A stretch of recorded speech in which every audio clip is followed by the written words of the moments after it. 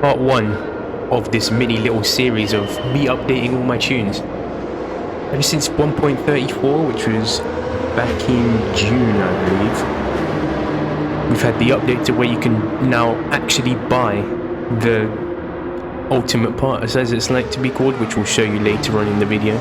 But you can buy your camshaft S's, your ultra high turbos, ultra high superchargers, and obviously the most obvious one, your engine swaps, which they'll be adding 5 every month to what it looks like, or 5 cars with new engine swaps, I should say. So the first tune I think I made was the R33, if I'm correct. If not, I'm uploading them in the wrong order, but oh well. So this particular tune initially went to 75 with the high RPM turbo, but now we can add more parts, a bit more power, and now we can actually get it up to close to 300 on slipstream. On NOS it would do about 285, and off NOS it would do about 260 in 4th gear. So I've just actually made this race, this custom race, where I've put all of my top speed tunes that I'm going to put out, and also tunes that I've already made that I'm going to re-upload for updates in this race, so you can see how it compares against the other cars. So right now, obviously, C6ZR1 that's coming out soon. You can see the GT-R, which might actually be the fastest car without NOS in this race, and also it's overtaken the C7. It's overtaken itself because there's a bot driving the R33 as well. It's overtaken the... what else has it overtaken? The Hellcat. The Hellcat's obviously quite far back. And there's a couple of new cars in there, which I'll leave up to you to find out. So, obviously now I know the new trick with the wet tires, which allows you to take the corner at full speed.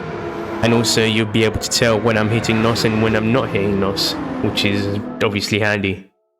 So, off to the tuning shop.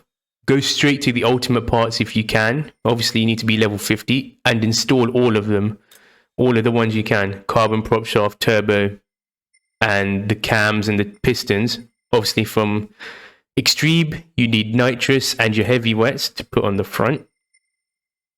And from your racing, you want your engine balance tuning, polished ports, anti-lag, intercooler air filter, silencer, racing pads, whatever discs you want, and then obviously your fully adjustable stuff that's there. And from semi-racing, you want your racing crankshaft, computer. You don't need the turbos from here because you're getting the ultra high one. Your LSD and your rigidity. And then from here, there's not much. Power restrictor and your weight. And then from here, you'd obviously just want your stage 1 weight. So now we'll go over to the actual tune, which I've updated to make sure that there's no flip to it. So you don't have to do the transmission flip, because I think it doesn't really work as well as it used to before. So you want your heavy wets on the front, softs on the back. And then for your suspension, you want 90, which is the lowest. Anti-roll on 10. Damping ratio 40, 30, natural frequency 2.2, no camber, no toe. Your diff all on 60. I've chosen to do a 50-50 split for a half decent launch. No downforce on this, so run the lowest downforce you can.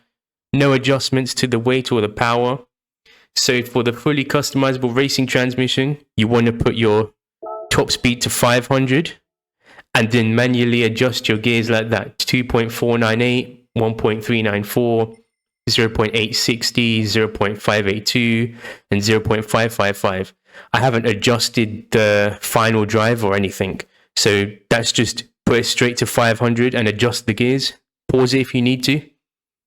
And then we'll go over to the parts list to see what I've all installed. So you can see I've installed the ultra high RPM turbo, the anti-lag and all the racing parts, and all the weight reduction and all the permanent mods. So hopefully that's been a good update to that tune, and you can get a little bit of extra top speed out of it. Next video will come out very shortly after this, and we'll catch you then.